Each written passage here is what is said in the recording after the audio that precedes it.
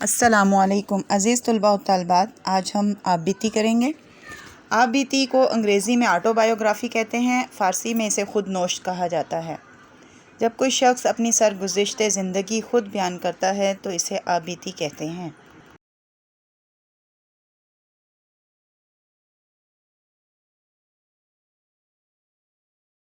ایک پرانے currency note کی آپ بیتی۔ میں 100 روپے مالیت کا ایک بوسیدہ پرانا کرنسی نوٹ ہوں۔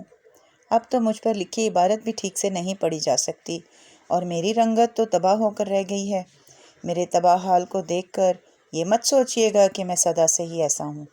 اپنے عروج اور بلندی کے دن مجھے آج بھی یاد ہیں۔ یہ چند سال پہلے کی بات ہے جب میں نے حکومت پاکستان کے خزانے میں آنکھ کھولی۔ 10,000 کے ایک بنڈل میں میں اپنے دیگر ساتھیوں کے ساتھ بندھا ہوا تھا۔ میرا سرخ رنگ بہت ہی چمک رہا تھا اور میرے وجود میں ایسی اکڑ تھی کہ ذرا سی جنبش سے آواز پیدا ہوتی تھی۔ مجھ پر لکھی عبارت بہت خوشنما اور میرا ڈیزائن بہت دلکش تھا۔ میری چمک دمک دیکھنے کے لائق تھی۔ مجھ میں وہ نفاست تھی کہ سبحان اللہ۔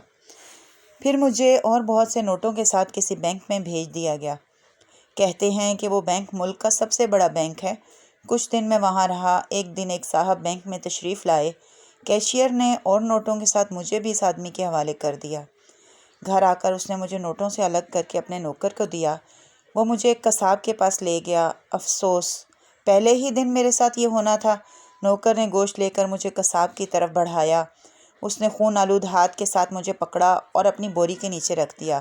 خون کی بو اور قصاب کے خون آلود ہاتھ سے مجھے بڑی کراہت ہوئی۔ پھر اس ظالم نے مجھے رکھا بھی کہاں؟ ایک گندی بوری کے نیچے؟ بھلا یہ بھی میرے رکھنے کی کوئی جگہ تھی؟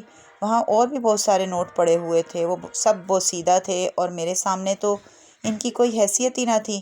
میں ان سے ذرا کھچا کھچا رہتا تھا اور دل میں خود کو ان سے بلند تر سمجھتا۔ میرا حال دیکھ کر ایک بوڑھے 500 کے نوٹ نے مجھے سمجھایا۔ مجھے سمجھایا کہ تکبر اچھی چیز نہیں، جلدی تمہاری بھی یہی حالت ہونے والی ہے، پر میں اس وقت اس کی بات نہ سمجھ سکا۔ قصاب نے اسی روز مجھے ایک دوسرے صاحب کے حوالے کر دیا۔ وہ مجھے اپنی جیب میں ڈال کر لے گیا۔ اس کا ایک چھوٹا سا بچہ تھا، بہت پیارا لیکن بہت شریر۔ اس بچے نے اپنے باپ کی جیب میں سے مجھے نکال لیا اور کھیلنے لگا۔ اس کی ماں نے چاہا کہ بچے سے نوٹ لے لے، لیکن وہ ضدی نہ مانا۔ اس نے اپنے شوہر سے کہا بھی کہ یہ نوٹ پھاڑ دے گا، مگر اس آدمی نے توجہ نہ دی اور مجھ پر وہ قیامت کی گھڑی آ گئی۔ اس بچے نے مجھے پھاڑ کر 2 ٹکڑے کر دیا۔ میری چیخیں نکل گئیں۔ اب اس ظالم آدمی نے شریر بچے سے مجھے لے لیا۔ کاش وہ ذرا پہلے اپنی بیوی کی بات پر ہی دھیان دیتے ہوئے مجھے بچے کے ہاتھ سے پکڑ لیتا تو مجھ پر یہ قیامت نہ گزرتی، مگر اکثر انسان تو ہوتے ہی بے پرواہ ہیں، جب تک نقصان نہ ہو جائے دھیان نہیں دیتے۔ پھر سفید ٹیپ سے مجھے جوڑ دیا گیا۔ پھر میں اسی طرح گردش کرتا رہا۔ جلد ہی میری آب و تاب جاتی رہی۔ اس گردش میں میرا رنگ بھی تباہ ہو گیا۔ اب تو میرا نمبر بھی ٹھیک سے نہیں پڑھا جا سکتا۔ چاندی کی تار میرا سینہ پھاڑ کر باہر نکل آئی ہے۔ اب لوگ مجھے لینے سے پہلے کئی بار سوچتے ہیں، کئی مرتبہ تو تکرار ہو جاتی ہے، کئی ایک تو مجھے لینے سے انکار ہی کر دیتے ہیں۔ آگے دیکھیے میرے ساتھ کیا ہوتا ہے۔